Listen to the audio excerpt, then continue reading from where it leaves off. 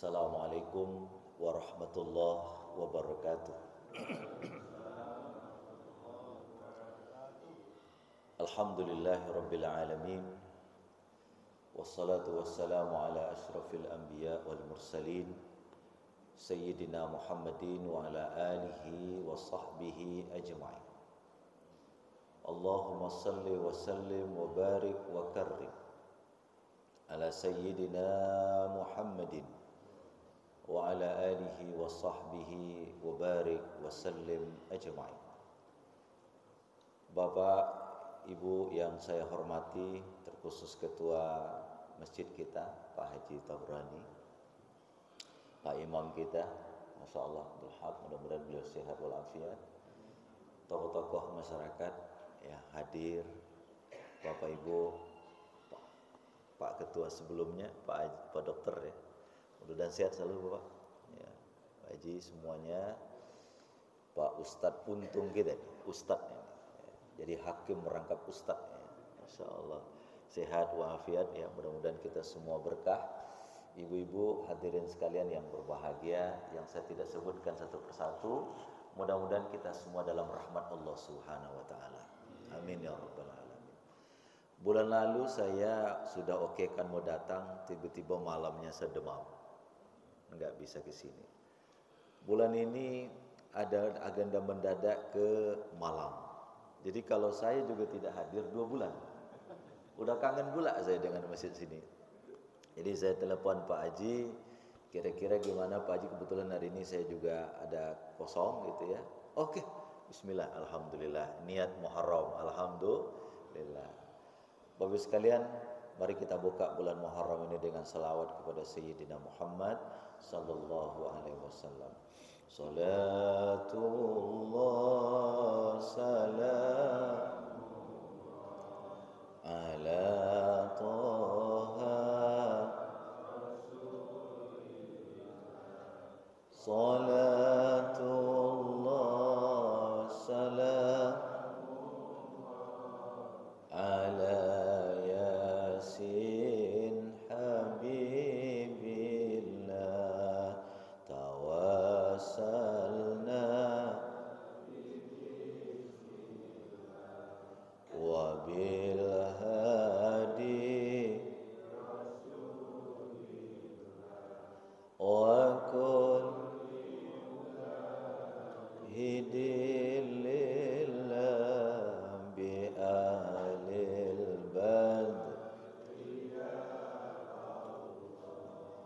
ilahi salimil umma minal afati wa min hammin wa min humma bi ahlil badr. Mudah-mudahan di bulan Muharram 1446 Hijriah ini Allah berikan keberkahan kepada kita semua. Yang sakit Allah sembuhkan, yang diberikan ujian Allah berikan kesabaran dan ketabahan, yang anaknya sekolah Allah sukseskan dunia akhirat, yang punya usaha dan bisnis Allah lancarkan dengan izin Allah. Allah hidupkan kita dalam iman, Allah wafatkan kita husnul khatimah. Allah jadikan kita hamba-hamba Allah yang bersyukur atas segala nikmat dan bersabar atas segala ujian. Ala hadhihi niyyah al-Fatihah.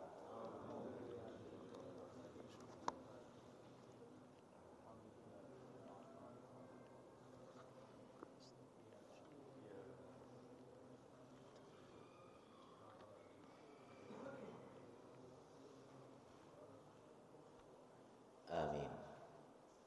Mohon izin Pak, saya pakai celana karena habis ini menghadiri acara MUI Pak di Muharram bersama MUI di Cibubur.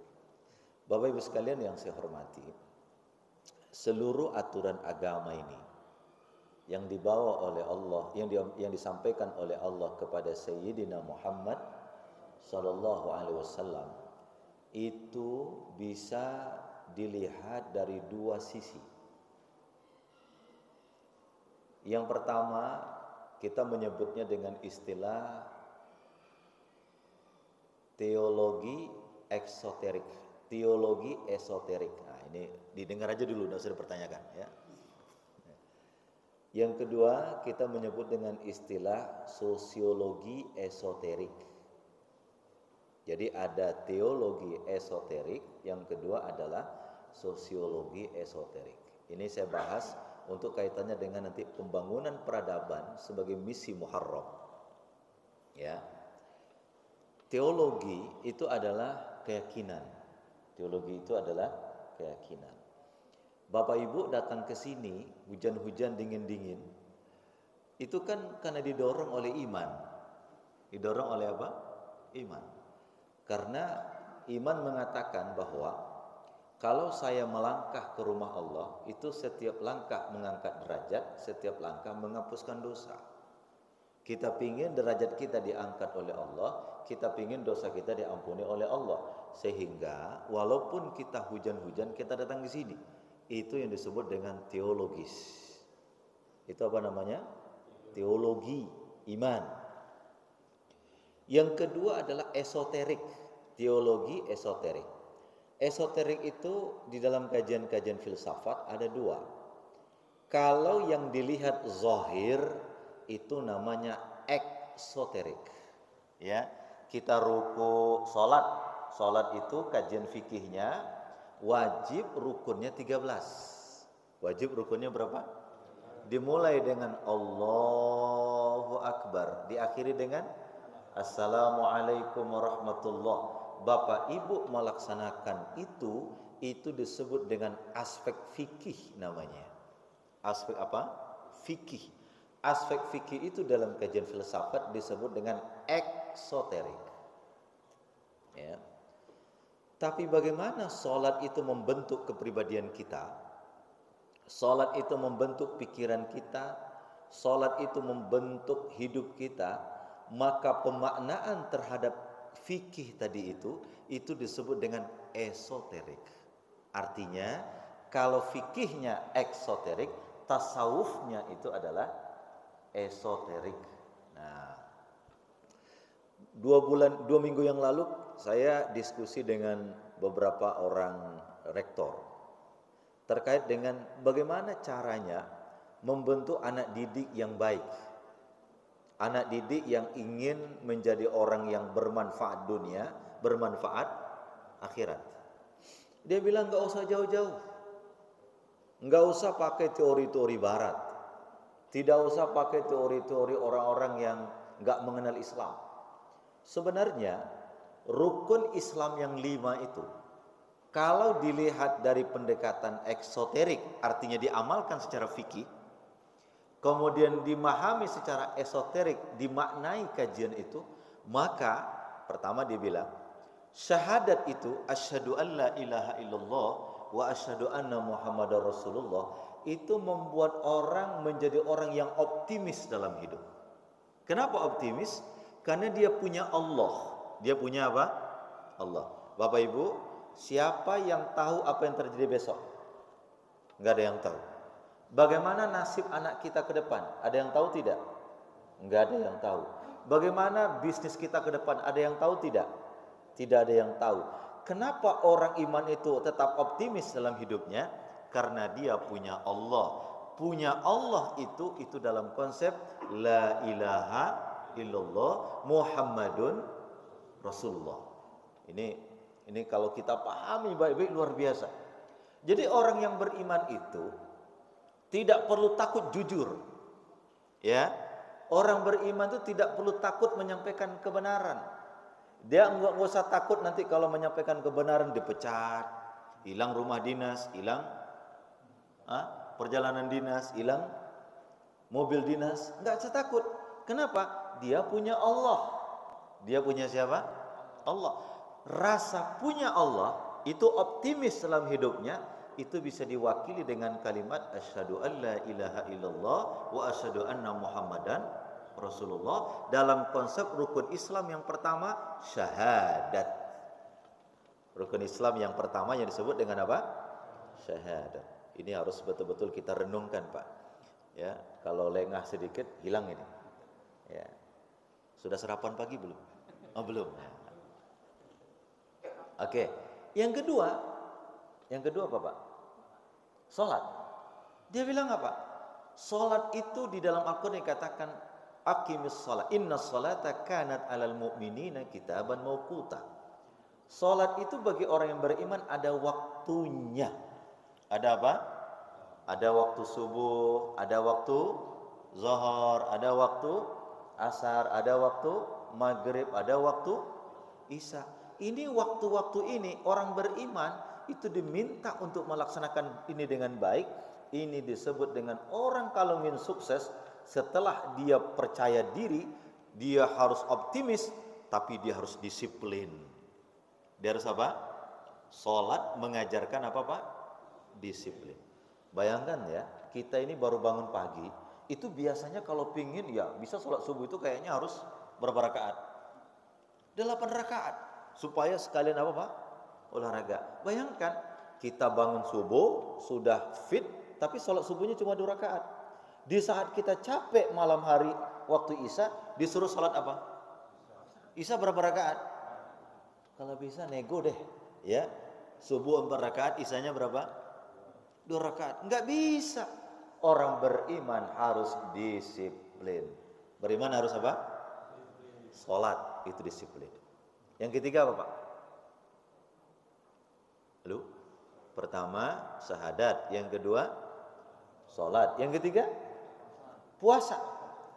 Puasa itu Bapak Ibu sekalian, kita berpuasa haus lapar. Tapi walaupun kita haus, walaupun kita lapar, kita punya makanan di rumah kita nggak makan itu. Kenapa? Kita punya integritas. Apa namanya? Integritas itu apa? Harus memiliki loyalitas yang tinggi dan profesionalitas yang tinggi. Walaupun saya lapar, tapi kalau belum waktunya, jangan boleh dimakan. Itu namanya apa, Pak? Integritas. Ya, orang kalau punya integritas, walaupun tidak dilihat oleh Pak Hakim, walaupun tidak dilihat oleh jaksa, walaupun tidak diincar oleh polisi, dia tidak akan melakukan hal yang diharamkan Allah. Kenapa? Dia punya integritas. Bayangkan sekarang ini, waduh, pejabat-pejabat kita, masya Allah. Bukan masya Allah, Pak. Inna lillah. Ada yang dijamin tuh. Kalau Bapak melihat ini orang dijamin selamat dunia akhirat, dipecat juga gara-gara asusila. Okay. Saya nggak sebut nama lo ya. Bapak Ibu nggak boleh malah, wah Ustaz ceramah. Oh enggak, saya nggak sebut nama lo ya. Kalau saya sebut nama itu melanggar kode etik namanya. Ya kan? Saya nggak sebut nama. Jadi kalau kita melaksanakan rukun Islam saja, Pak, secara eksoterik dan secara esoteris. Eksoterik itu fikihnya, esoterik itu adalah, jadi bedanya cuma satu. Kalau ek itu fikih, kalau nggak pakai k itu adalah tasawuf, ya kan? Jadi eksoterik dengan esoterik. Oke, yang keempat apa, Pak? Zakat. Zakat itu apa? Kepedulian sosial. Ya, kita diajarkan tidak boleh egois. Ya kan? Kita diajarkan harus peduli kepada sesama. Itu hukum apa? Hukum zakat. Zakat mengajarkan yang kita sebut dengan responsibilitas. Apa? Responsibilitas. Apa itu responsibilitas? Kita memahami bahwa kita tidak hidup sendiri. Kita memahami bahwa di tengah-tengah kita ada orang yang harus dibantu. Makanya kemarin waktu menjelang haji, saya sampaikan kepada jamaah saya, saudara-saudara yang tidak bisa melaksanakan wukuf di Padang Arafah hari ini, ya besok, silakan wukuf di hati-hatinya anak-anak yatim. Silakan wukuf di hatinya orang-orang miskin. Silakan wukuf di hatinya orang-orang yang tidak punya. Wukuf artinya Anda berdiam diri, membantu mereka, itu bisa dianggap wukuf dalam makna yang lebih luas. Ya tak? Zakat itu mengajarkan responsibilitas. Apa artinya? Peduli dengan orang lain. Nah, yang kelima apa, Pak? Haji. Naik haji bagi yang mampu. Haji itu melambangkan universalitas atau melambangkan semua orang sama di hadapan Allah. Apa ini? Persamaan hak manusia. Coba lihat, yang berangkat haji, mau jenderal kayak, mau polisi kayak, mau orang kaya kayak, kalau sudah masuk musim haji, dia ihram wajib tinggalkan pakaian bintang-bintangnya itu. Betul nggak sih? Nggak boleh pakaian bintang. Pak, kenapa ihram pakaian bintang? Oh, saya jenderal. Enggak, buka bajumu, buka kebesaranmu, cukup pakai 2 pakaian putih saja. Apa itu? Pakaian putih di atas untuk menutup, pakaian putih di bawah untuk menutup. Enggak boleh pakai apa-apa. Ini mengajarkan bahwa setiap kita di hadapan Allah sama. Iya enggak? Enggak ada kelas 1 di negeri ini. Semua orang sama. Nanti kalau kembali kepada Allah, semuanya sama. Ya, malaikat enggak pilih-pilih itu. Kamu anak jenderal ya? Oh, enggak usah saya tanya ya, nanti saya dituntut bapakmu. Enggak ada itu. Mau anak jenderal kayak ditanya juga oleh Allah. Sekarang Pak, bisnis kuburan itu luar biasa loh Pak. Betul nggak sih? Bisnis pemakaman Pak. Di Karawang itu ada pemakaman Sandiago. Itu 1 petak Pak, 1 miliar. 1 petak 1 miliar. Saya bilang mungkin di sini malaikatnya ramah-ramah kali ya. Ya, karena harga kuburannya saja berapa Pak? 1 miliar. Begitu masuk, malaikat ragu nanya Pak, oh ini kuburan aja 1 miliar. Enggak ada. Sama. Ya kan? Nah, kalau rukun Islam ini saja dipahami secara eksoterik, dilaksanakan sesuai rukunnya, dan didalami maknanya, ini kita sudah menjadi orang hebat. Yang pertama adalah optimis, kita punya Allah. Ya, yang kedua kita disiplin dengan salat kita.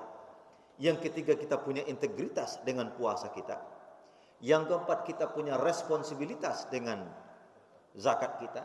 Yang kelima kita punya hak yang sama dengan haji kita. Kalau ini dilaksanakan dengan baik, pembangunan peradaban itu bisa dilaksanakan dengan baik. Anak-anak kita bisa dilaksanakan. Nah, ini aspek yang kita sebut dengan aspek pendekatan teologis. Kalau dibawa maknanya ke dalam tadi itu integritas, responsibilitas segala macam, itu namanya sosiologis eksoterik. Ya Pak, kalau kajiannya rukun ini karena Allah, ini Allah, ini Allah, itu namanya teologis esoterik. Tapi tatkala teologi ini dipahami dalam konsep kemanusiaan, dalam konsep sosial, dia berubah menjadi sosiologis eksoterik. Oke. Nah, sekarang ini kita berada pada bulan Muharram. Bulan apa? Muharram. Bulan Muharram itu Bapak Ibu sekalian adalah awal di mana peradaban manusia dibentuk oleh Sayyidina Muhammad sallallahu alaihi wasallam.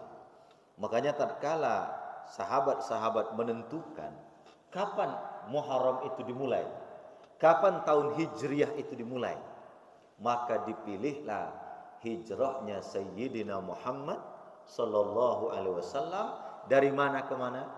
Dari Mekah ke Madinah. Yang datang dari Mekah namanya Muhajirin, yang menyambut di Madinah namanya Ansar. Sahabat-sahabat yang datang dari Mekah namanya siapa? Muhajirin, orang yang hijrah. Sahabat yang menerima di tanah Mekah namanya apa? Ansar. Muhajirin dan Ansar bertemu di kota yang namanya Yasrib, dulu Madinah, sebelum diganti oleh Sayyidina Muhammad, namanya adalah Yasrib. Begitu dibentuk kota Madinah, kota peradaban Nabi, disebut dengan kota apa Pak? Kota apa? Madinah. Nah, oleh karena itu, kalaulah kita membawa makna daripada Muharram dan kita membawa makna filosofi agama kita ini, ya kan, untuk membentuk peradaban itu, maka kita bisa mengatakan bahwa ada 3 rukun yang harus dipenuhi oleh umat Islam ini agar makna hijrah itu berujung pada pembangunan hadarah. Hijrah itu pindah. Hadarah itu adalah peradaban. Kalau pingin hijrah melahirkan hadarah, Bapak Ibu, apa tadi saya bilang? Kalau pingin apa? Hijrah melahirkan apa? Hadarah. Hijrah itu perpindahan, hadarah itu adalah peradaban. Kalau ingin hijrah melahirkan peradaban, maka rukunnya 3. Rukunnya 3. Ini direkam kan? Nanti kalau lupa diulang aja rekamannya. Soalnya ini enggak berat. Yang pertama Bapak Ibu sekalian, baik hijrah ataupun peradaban itu mengajarkan prinsip yang pertama, yaitu prinsip tauhid. Apa Pak? Tauhid. Ada sebuah hadis yang terkenal yang disampaikan oleh Sayyidina Muhammad sallallahu alaihi wasallam tentang setiap perbuatan kita tergantung niatnya. Apa hadisnya itu? Innamal a'malu binniyat. Seluruh amal itu tergantung kepada niatnya. Yang membedakan antara mandi wajib dengan mandi biasa apanya, Pak? Niatnya. Yang membedakan antara salat sunnah mutlak, salat sunat tahiyatul masjid, salat sunat duha, salat sunat ini, apa yang membedakannya? Niatnya. Maka tergantunglah niatnya. Itu hadis nabinya, innamal a'malu binniyat wa innamal likulli imri'in ma nawa. Setiap orang mendapatkan yang diniatkannya. Hadis itu Nabi SAW lanjutkan, faman kanat hijratuhu lidunya faman kanat hijratuhu ilallah wa rasulihi. Orang yang hijrah karena Allah dan karena Rasulnya, ini tauhid, maka dia mendapatkan Allah dan mendapatkan Rasulnya. Tauhid. Barang siapa yang hijrah karena dunia atau karena wanita yang dia cari, maka hijrahnya hanya mendapatkan apa yang dia inginkan. Hadis ini keluar terkait dengan seorang laki-laki yang ikut pindah ke Madinah bersama Rasulullah karena ada wanita yang selama ini dia incar ikut hijrah ke Madinah. Jadi motivasinya hijrah ke Madinah bukan Allah dan Rasul, tapi apa? Tapi apa? Wanita yang dia cintai. Maka Nabi mengatakan, yang hijrah karena Allah dan Rasul dapat Allah, yang hijrah karena wanita yang didapatkan hanya wanita. Ini hadis terkait dengan hijrah. Maka oleh karena itu, untuk membangun peradaban kita butuh tauhid. Kita butuh apa, Pak? Benarkan. Orang-orang yang ingin calon wali kota ini, calon bupati, calon gubernur, sebentar lagi kan pilkada serentak ya. Hati-hati, ini sebentar lagi akan guncuran duit akan mengalir ke masyarakat ini. Ya, hati-hati itu. Ya kan? Nah, orang-orang yang mau mendapatkan itu semua, Pak, kalau niatnya bukan Allah dan Rasulnya, maka yang terjadi adalah kebobrokan lebih besar daripada kemaslahatan. Coba lihat saja. Ya kan? Dan juga tatkala Allah Subhanahu wa taala menceritakan hijrah ini di dalam Al-Qur'an, rakaat pertama tadi dalam salat, saya bacakan ayatnya itu. Ayat terkait dengan hijrah itu. Kata Allah Subhanahu wa taala, "Ya ayyuhalladzina amanu, ma lakum idza qila lakum unfiru fi sabilillah saqaltum ilal ard araditum bil hayatid dunya minal akhirah." Fama mata'ul hayatid dunya fil akhirati illa qalil. Hai orang yang beriman, kenapa kamu kalau diperintahkan keluar di jalan Allah, kamu berat sekali? Apakah kamu berani, apakah kamu ikhlas mengganti akhirat yang luar biasa itu dengan dunia sementara ini? Fama mata'ul hayatid dunya fil akhirati illa qalil. Tidaklah kenikmatan dunia dibandingkan dengan kenikmatan akhirat itu hanya sedikit. Ayat ini mengajarkan kita bahwa kalau kita cinta Allah, maka kita harus mendahulukan Allah di atas segala-galanya. Ya kan? Bapak Ibu sekalian, saya sering memberikan contoh ini. Kalau Pak Haji Tabrani mengatakan besok ada pengajian subuh, lalu beliau umumkan di perumahan peninggilan permain, ya, siapa yang datang besok jam 2:30. Masing-masing dapat 2 miliar. Ya. Yang datang jam 4 dapat 1,5 miliar. Yang datang pas waktu subuh dapat 1 miliar. Diumumkan di sini, Pak. Kira-kira yang terjadi, Pak? Kira-kira yang terjadi? Oh, ini masjid, Pak, nggak akan muat menampung jamaah. Betul nggak sih? Betul nggak sih? Betul. Itu yang ngomong Pak Haji Tabrani itu. Ini yang ngomong Nabi. Kata Nabi sallallahu alaihi wasallam, ya, man raka'atal fajr. Raka'atal fajr khairun minad dunya wa ma fiha. 2 rakaat salat sebelum subuh lebih baik daripada dunia dan seluruh isinya. Sekarang pertanyaannya, dunia dan seluruh isinya itu kira-kira berapa triliun, Pak? Hah? Hah? Ya?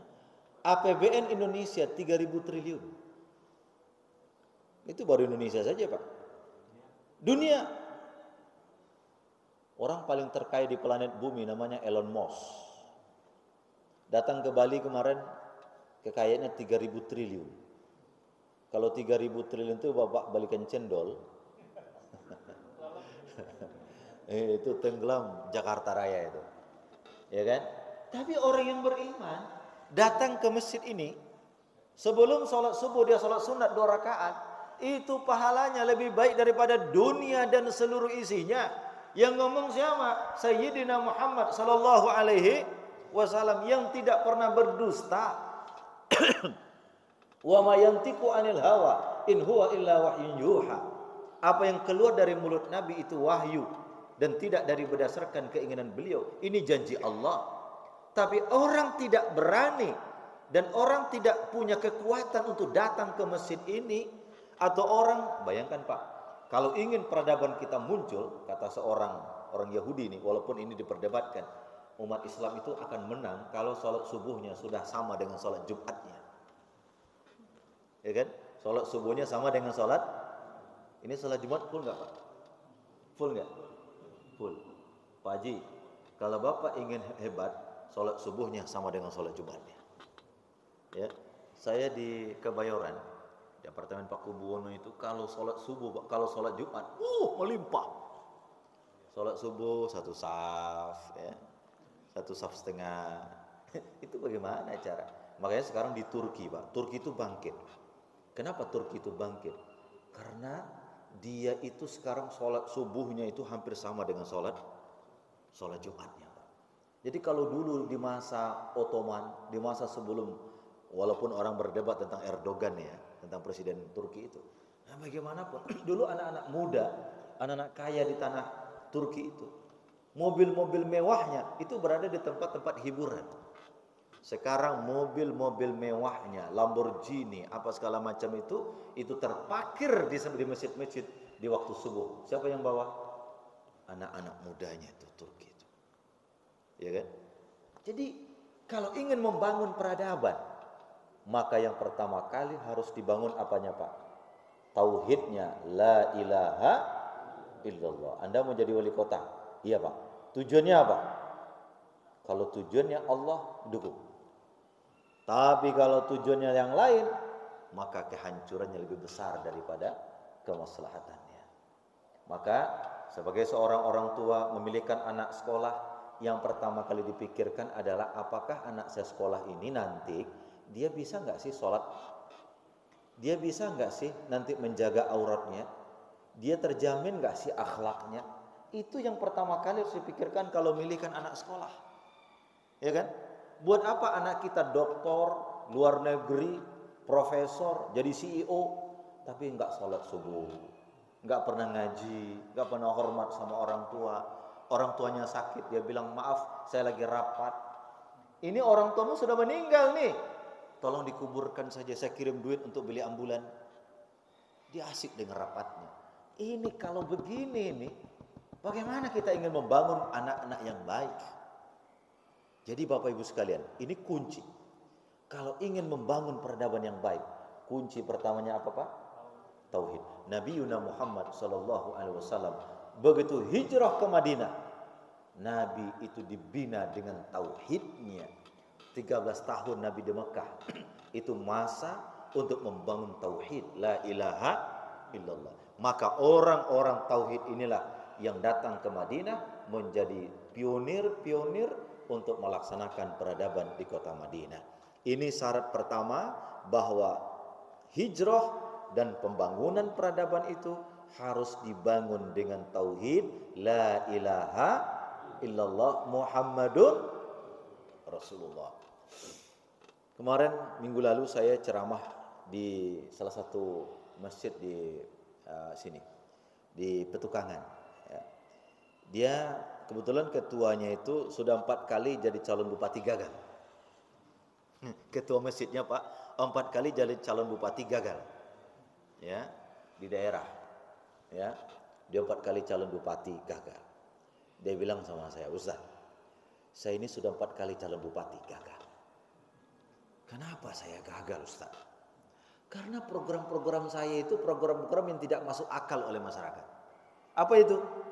Kalau nanti saya jadi wali kota, jadi bupati, maka saya akan bikin sholat subuh sama dengan sholat Jumat. Ini apa ini? Tidak menarik kan? Nggak menarik bagi mereka. Kalau saya jadi wali bupati, nanti saya akan bikin sholat subuh sama dengan sholat Jumat. Bagi investor ada apa ini? Jadi pebisnis, apa untungnya bagi saya? Ya kan? Buat apa? Program sholat subuh sama dengan sholat Jumat. Itu program pertamanya. Program kedua saya, Ustaz, anak-anak sekolah mulai dari TK, SD, SMP, SMA wajib mengaji di sekolah. Bagi apa pula ini program begini nih? Nggak datangkan duit ini. Iya kan? Yang ketiga, programnya adalah ibu-ibu majelis taklim, selain dia sibuk selama ini itu apa namanya, mengkredit baju seragam. Ibu-ibu kan kalau majelis taklim kan ada baju seragamnya Bu ya. Ya toh, 1 kali sebulan diganti itu dengan kredit kan gitu kan. Ya, tapi Ibu di sini enggak Pak, karena bapaknya orang kaya semua. Ya. Jadi selama ini ibu-ibu pengajian kredit majelis baju seragam. Saya kalau jadi wali kota, jadi bupati nanti, ibu-ibu majelis taklim, saya akan lakukan pelatihan bisnis berbasis keluarga. Oh, bisnis berbasis apa? Keluarga. Yang keempat, siapa nanti yang jadi kepala dinas, yang jadi camat, jadi lurah, jadi ketua RT, wajib setiap malam Jumat membawa warganya ke masjid raya untuk ikut pengajian. Berat. Camat, lurah, ketua RT wajib membawa warganya untuk ikut pengajian malam Jumat. Ini orang mikir apa ini? 4 kali Pak jadi calon bupati gagal. Yang menang siapa Ustaz? Nanti kalau saya jadi bupati, ya, setiap desa 100 juta. Ini memang dilaksanakan, tapi karena imannya tidak ada, 100 juta masuk di kantongnya Pak Kepala Desa. Ya kan? Masyarakat apa yang dia dapatkan? Gak ada apa-apa. 100 juta anggaran desa memang ada, tapi lari ke sini, lari ke sana, lari ke sini. Masyarakat tinggal menonton saja. Bapak Ibu sekalian yang saya muliakan, jadi kalau kita ingin membangun peradaban, mulai dari sekarang, bangun keluarga, bangun anak, bangun kantor, bangun sekolah, bangun lembaga, bangun rumah sakit, bangun tempat-tempat ibadah, bangun tempat-tempat sosial.